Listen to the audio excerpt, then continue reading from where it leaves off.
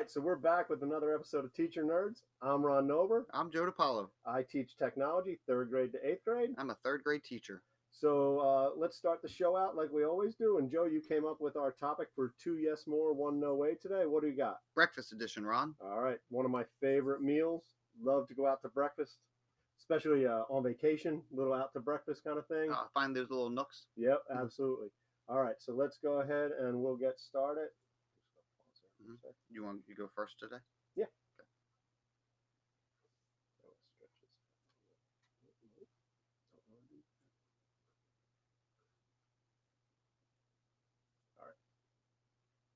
All right, Joe. So why don't you start us off today? Oh, you want me to go, Ron? All right. So breakfast. My 2 yeses are both going to involve bacon. Why wouldn't they? Well, I mean, it's a breakfast staple, and I'm going to start off with a bacon, egg, and cheese on a plain bagel, and wait for it, yellow mustard. Yellow mustard? Oh, Ron, man, it's so good. And it's my go-to sandwich, unless it's a Dunkin' Donuts. Like, I'm not into the bacon from Dunkin' Donuts. I'm talking real bacon. So, yeah, you have to go to a real bagel shop. And for those people that are listening outside of the Jersey area, we have Dunkin' Donuts and Wawa's, and it's just like this fake bacon.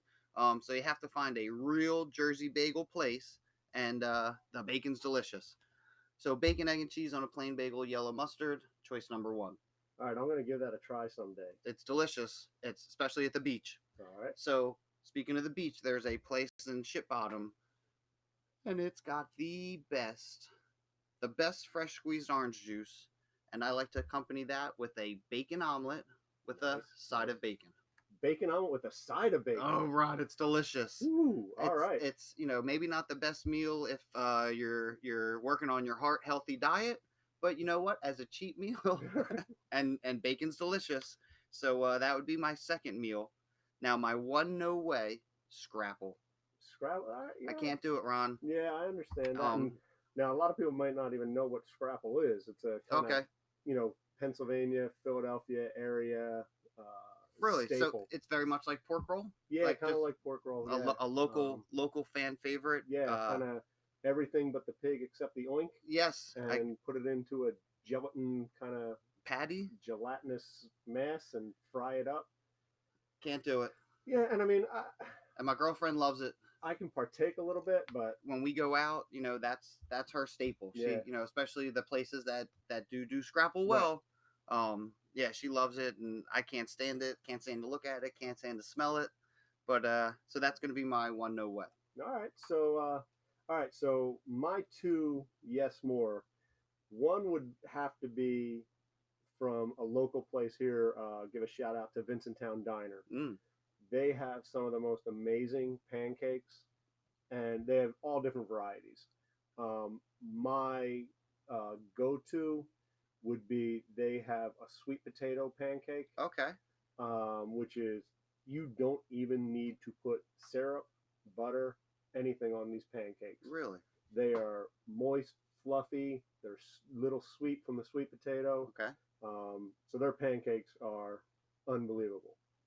Now my other yes more, I'm going to go back a little bit to when I was at Temple University as a student. All right. We had tons of food trucks around. Oh yeah, talking my style. And I worked at the facilities management building while I was going to school with my brother-in-law, and we used to go to this one truck, and we would call it the stump. We would get, and it was a sausage, bacon, steak, pork roll, egg, and cheese. Oh my goodness! On a Kaiser roll, and when we would order it, the guy would just laugh and go, ha, ha, ha, ha, heart attack.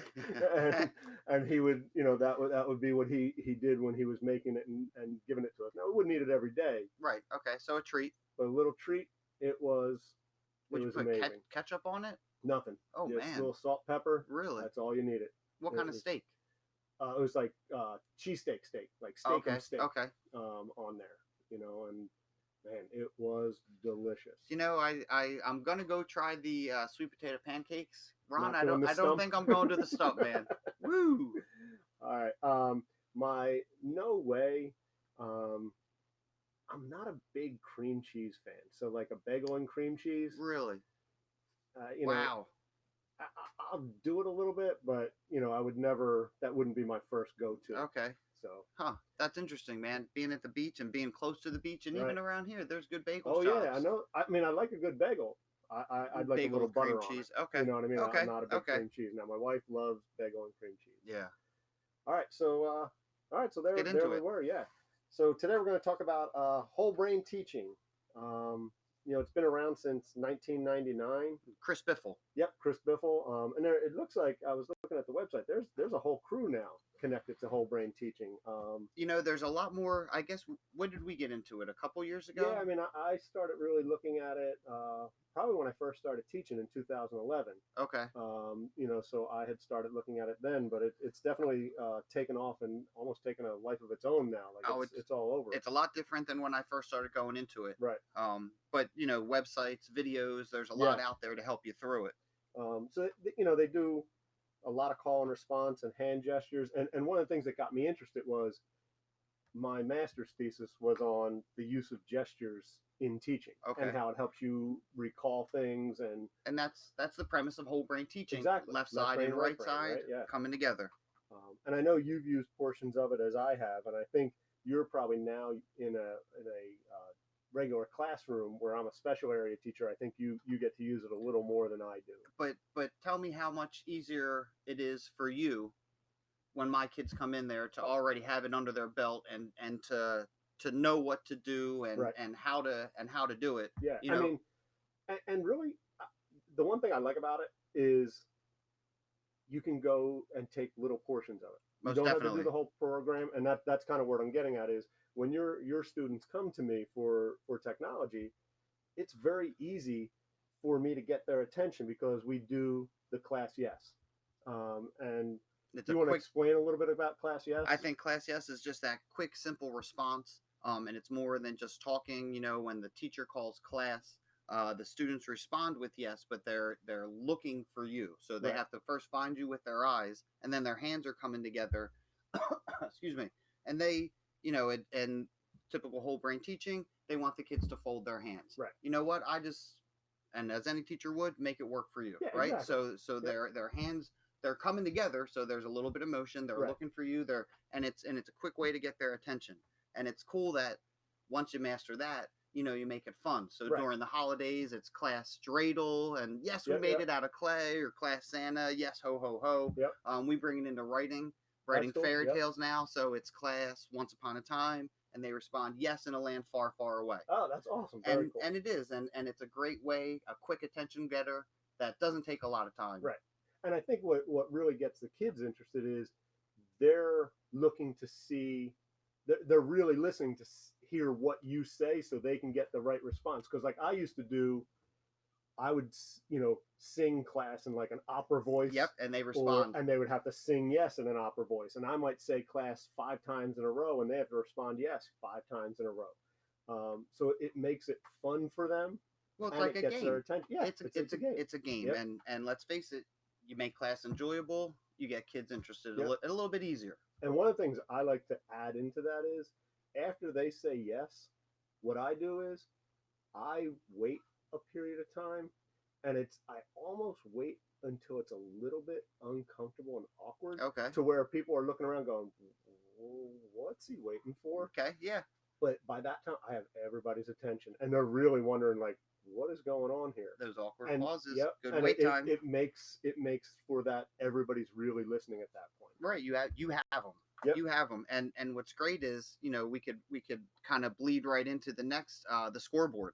Oh yeah, I mean that's you gamify it, and it's nice and simple. You don't have to code anything. You don't have to make anything. Right. It's not and some of those like Class Craft and Class Dojo are fun, but this is simple. It's simple. You put a smiley face and a frowny face on the board, and the other teachers, they laugh because they'll hear me. Oh, that's a frowny face. That's a frowny face. But I'll tell you, they work. We break it up before recess and after recess. Okay. So before recess, if they're winning on the scoreboard, and a smiley face would be a compliment from another teacher in the hall. Yep. Now all of a sudden you have a whole group of kids that are 8 years old that are walking in the hall. Right, trying to get those compliments. doing things in the classroom, responding to class, yes, Right. in a positive manner, Right. and quickly. and yes, in an appropriate amount of time. There's what they call class talk, and by using class talk in the scoreboard, when they're explaining their responses on the board, Right. when they're explaining why they think this character is this way, it's class talk. So 6 plus 4 is 10. You put the 0 down and carry the 1. Now you're in your tens column. 7 plus 3, So they're explaining the whole process. So they're explaining how they got to the answer, Okay. which really helps on tests when they ask to explain their answer. It's Right. practice. And it's also just communication, right? Like speaking. Getting comfortable speaking There you and go. explaining yourself.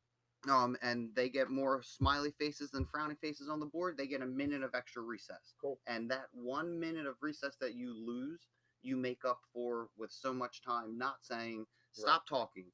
Because let's face it, who hasn't heard a teacher say, and I've been there before, I don't know why you're still coming in here talking and not doing what you're supposed to do, when that's the kind of stuff you get down in September. Right. And whole brain teaching, they want to win on that scoreboard. So it's you tell them to line up quietly. They don't line up quietly. You sit down, you give them a frowny face, and you say, let's try it again. Right. And now it's, oh, that was really good. Let me see you get a smiley face. And now do it even better. I don't want to hear your chair slide. Right.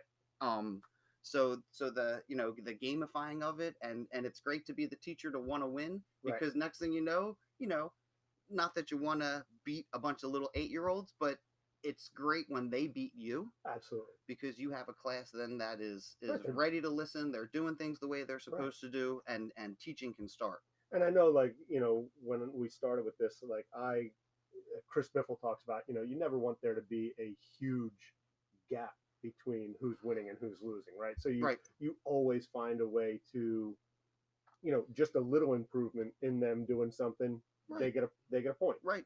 And I know, like, you do frowny faces, smiley faces. Like I even did when I was teaching 5th grade. We're in Eagles country here, so I would let the students be the Eagles, and I would be the Cowboys. Oh, and I like that. The Eagles had to beat the Cowboys, or you could do the Phillies Nationals, or Phillies, some kind of rivalry, right? You could do Godzilla versus Mothra, or whatever you want to do, right? Right. Like, keep it current. Yeah, exactly. Batman versus Joker. You could get a little more creative with it. That's great. And let them do that. And that's it.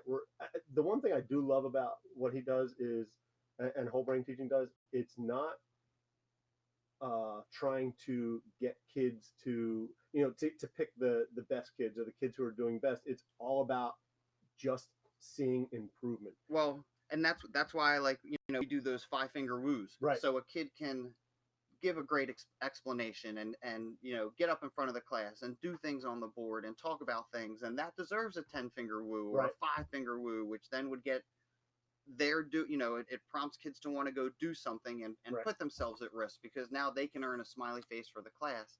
And when you keep it close, Ron, sometimes a smiley face will push it over. Yeah, right, exactly. Pushes it over the edge and gives them the win. The 5-finger rules, again, like a lot of his stuff, because you're incorporating gestures and you're incorporating this call response. Kids are getting to talk in class, right? So you're getting to move. Right, and you're getting to move, talk. And where do most of your problems come from when you're trying to do direct instruction? Moving and talking. Right, and let's face it, like, you can't just stand in front of the classroom. I mean, I have 8-year-olds, so if I can keep their attention for 5 minutes, that's great. So in between 5 minutes, I mean, there's got to be something going on. And I teach in the inclusion classroom, and I do teach with a special ed teacher, and she's has taught with a lot of great teachers, and she says the way we work in class, those types of quick calls and the ability for movement, those kids really benefit from that. And it's just and really everybody's benefiting, right? Like, I mean, but I mean, just the idea of little improvements. Again, you get those kids who may not be getting A's on tests, but now you went from, say, a 70 to a 75. You got improvement. You're going to get a 5-finger woo. You're gonna get praised for that, where maybe before you kind of still felt bad about yourself. Or let's say you have the kid that can slide by and really just sit there in class and not do anything. Now you're watching, and if the whole class isn't doing things, you can not necessarily single that person out, but say to the class, hey, listen. Right. We're not all involved yet. Yeah, we all have to do this. So now maybe those kids are getting into it. And I know you've used, Teach OK. Yes. Can you explain that? Like Well, I didn't use that as much, but that's great, because how many times are you giving directions? Well, and I guess I should stop saying that. I know multiple times I'm giving directions, well, you always got to be given some directions. and you see those kids that are starting on something, Right. and they're not listening to directions. They're doing things they're They supposed think to they do. know what they're supposed to do already. I'm sure you're saying things, and you might see kids typing away on things, Right. or clicking links that Yep. are not ready to click yet, or it happens. So they have to listen to what you're doing, and they can't then engage until you clap and say go or teach. Or because if they're talking to someone, it might be teach, it might Right. be go, it might be on your own without talking, and then you clap and say go, and the kids respond with a clap and say okay. And just like when depending on how you say it is how they respond. Yep. Depending on how many times you clap is what so they're engaged, they're looking at you. Yep. And I've seen videos of Chris Biffleś using this in college, Right. and those kids responding, Yep, and yep. at first they're what's this guy doing, and he just jumps right into it, and if you jump into it full force, the kids, and if it's something you're doing in a K-8 district, it's ingrained in them. Right. And if everybody's doing it, I mean, just think of how much time you're saving, all the way through. You make up so much time because the kids, and I guess it's routine. It's they come in, this is what's expected of them, they know the teacher does this, their response is this. They Right. have the class norms, Right. which is All right. So yeah, I know they have a set of class norms or rules, and they just help the day run smoother. And their rule number one is follow directions quickly. And again, we're not trying to create robots, but things need to be done in a kind of timely manner. most definitely. Rule two, is raise your hand for permission to speak. And again, you're talking when you're giving direct instruction, right? That's what you're talking about. Rule three, raise your hand for permission to leave your seat. And again, we're talking about during direct instruction. Kids, we do making and things like that in the classroom. So kids are moving around, they're talking to each other. But a lot of these are for when you're in the midst of direct instruction, not interrupting somebody. Rule four, is great. Just make smart choices, and you can discuss what are smart choices, being kind, all those kind of things. And then rule five, keep your learning community happy. That's a beautiful thing. Like just be respectful. We all have to be here. And again, you can make the rules whatever you choose. Those are some of the rules they have down, and they create hand gestures with each of the rules. Of course. Right. So again, you're engaging that left brain, right brain. You're doing some call and repeat.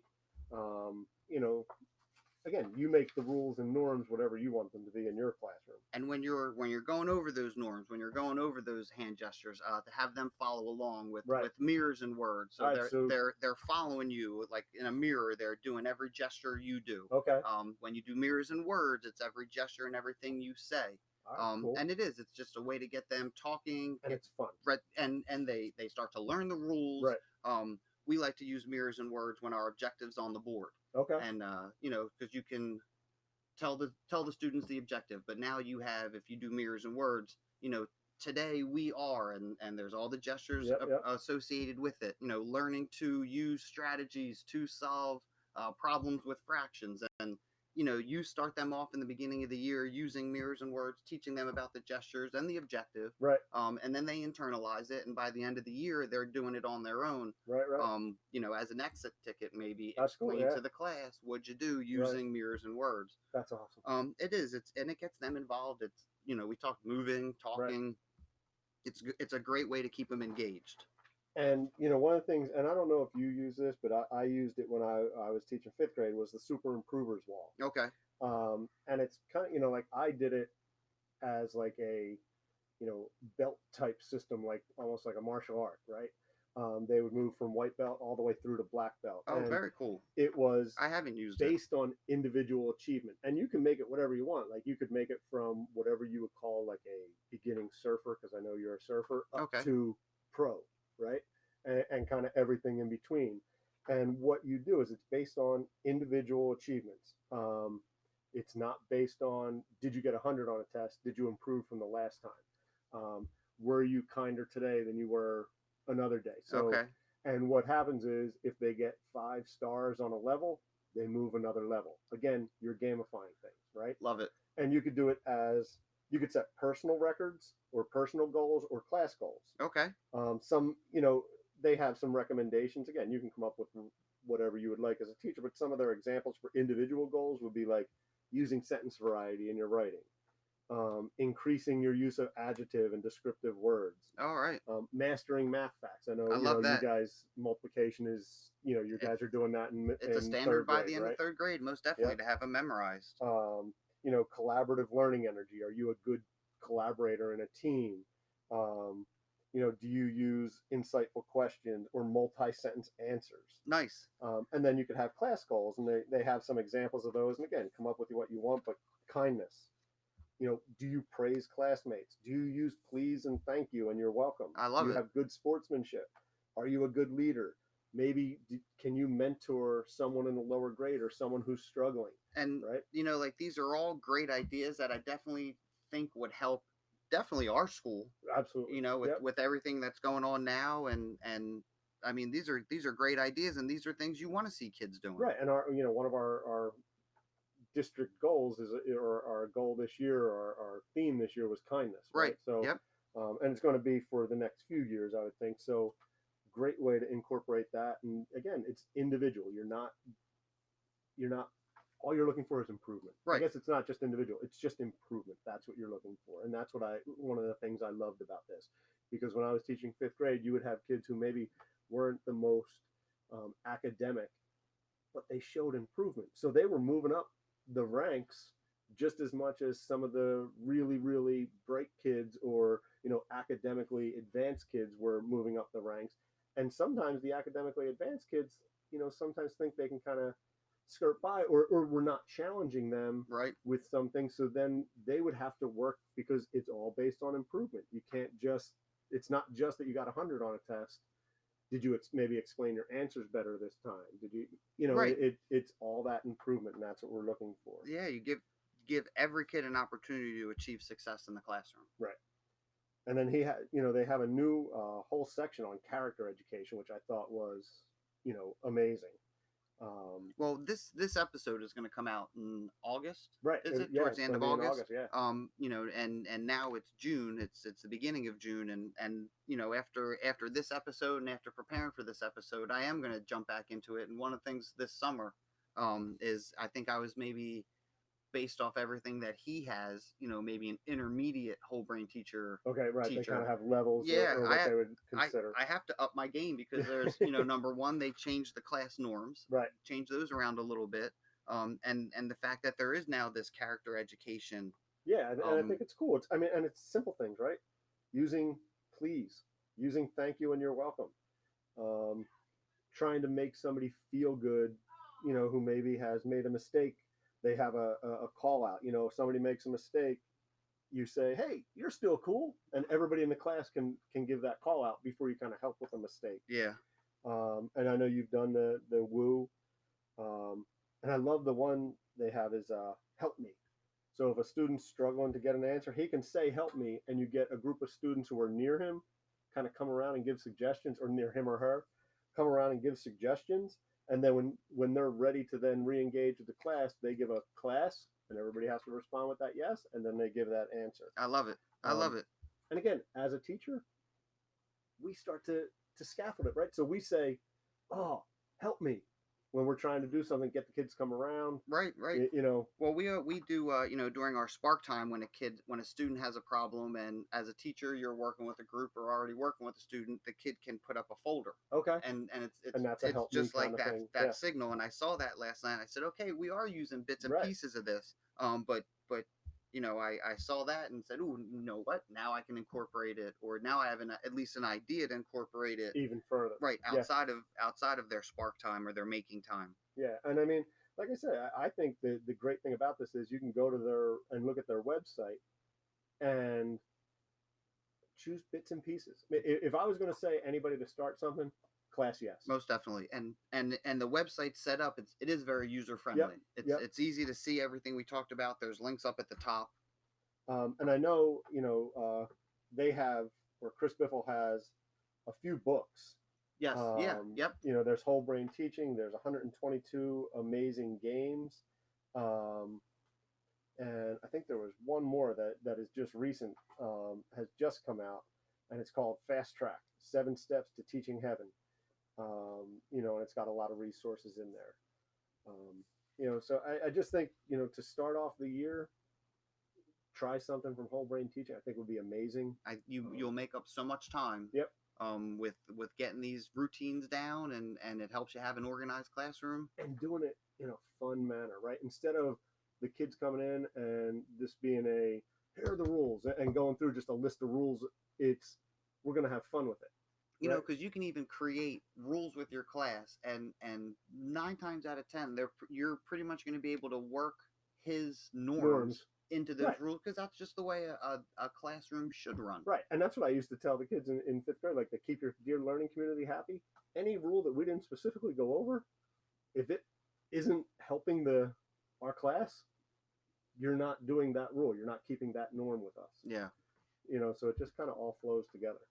It's a great opportunity to try something new. Yeah, absolutely. And that's what it's all about. You have anything else for today, Joe? Ron, not that. And nothing else I feel right now that I'm missing about Whole Brain Teaching and what we're doing. Just think that, it's another awesome episode, and love sitting here talking about things. Yeah, and just another great thing to try, and that's what we're all about, is trying to, again, we're geeking out on all things education. Every right? year, trying to turn it up a notch. Doesn't matter what it is, whether it's Whole Brain Teaching or adding technology or, whatever. That's what we're all about with the Teacher Nerds. All right, so that's our episode number 9. Whole Brain Teaching episode. Yep. Man. Again, I'm Ron Nover. I'm Joe DiPaolo. And we are Teacher Nerds. Check us out on teachernerds.com. And that, again, Joe, is nerds with a Z, Ron. You got it. Teachernerds.com. And you can follow us on Twitter at Teacher Nerds. You can use the hashtag Teacher Nerds. And if you're doing any design thinking from episode 8 and maybe using our free ebook, use the hashtag DT Teacher Nerds. Again, nerds with a Z. We'll see you all next time.